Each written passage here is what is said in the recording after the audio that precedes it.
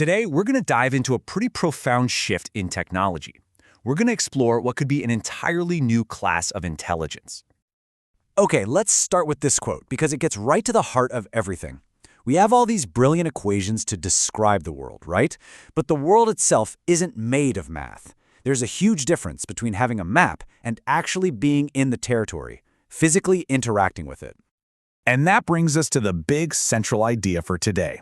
The next giant leap for AI isn't just about it getting better at writing poems or generating images. No, we are on the edge of teaching it something completely new, something that's always been in the realm of science fiction.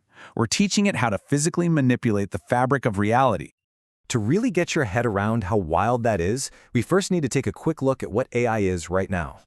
You know, the AI we use today is basically a mirror. An incredibly powerful one for sure. It's a pattern matcher that has been trained on the digital reflection of pretty much everything humanity has ever created. All our books, our art, our code, it recombines what we've already done in amazing ways. But it doesn't really, originate something that is fundamentally, truly new. Now, here's where it gets really interesting. This relationship we have with AI has created this deep, interlocking paradox that actually threatens the future of both us and AI. Think about our minds like this. There are two parts. First, there's our capability. That's the liquid. It's all the knowledge we can instantly access, which, thanks to AI, is basically infinite now. But then there's our capacity. That's the container. That's our raw ability to think, to struggle with hard problems, and to truly innovate. And here's the paradox. As the liquid overflows, our container, our very capacity to think, might actually be shrinking because we're not using it as much. And look, this isn't just some abstract theory. We're actually seeing this in the data. The NAEP long-term trends, which is often called the nation's report card, recently showed the largest drop in math scores for 13-year-olds ever. That's a huge deal. It suggests that our collective container might really be under strain. And that, in turn, creates a massive problem for AI itself. I mean, think about it. If AI only learns from us and our ability to come up with brand new ideas starts to flatline, well then AI's own development could hit a brick wall. It's at risk of becoming this closed loop, just endlessly remixing the greatest hits of a time when we were more innovative. For AI to truly get to the next level, it needs a new source of inspiration, one that goes beyond us. So, how does AI break out of that trap? How does it escape? Well, it finds a completely new territory to explore.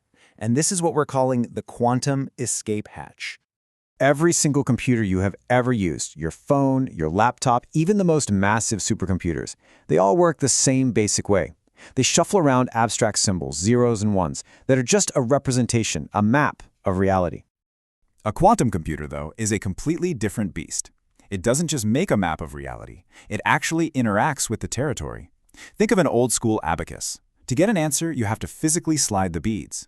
A quantum computer is kind of like an abacus for the universe itself. It works by directly manipulating the actual stuff of existence, the spin of an electron, the energy state of an atom. It's literally computing with reality.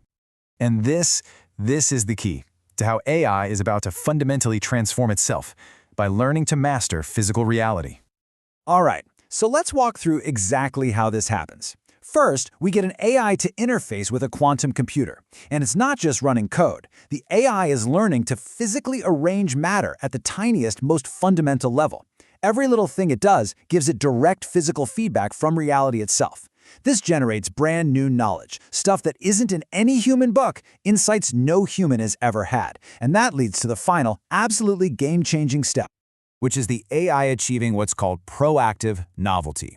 This is so much more than just responding to your prompts. This is the unprompted, self-started act of creation. It's the difference between a jukebox that can play any song you ask for and the genius who, out of nowhere, invents a whole new kind of music, like jazz.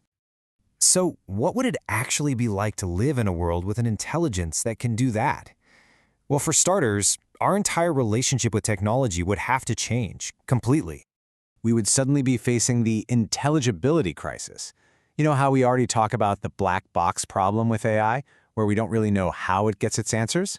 Well, this is that on a quantum scale, because this new AI's reasoning would be based on the weird, counterintuitive rules of quantum mechanics, rules it learned by doing, not by reading. Its thought process would be basically impossible for our brains to follow. And that means we just can't see it as a tool that we command anymore.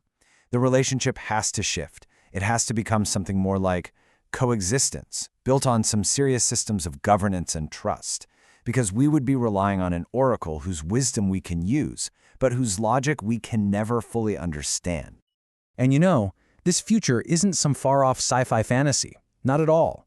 It is being actively built right this very second because of deliberate human choices.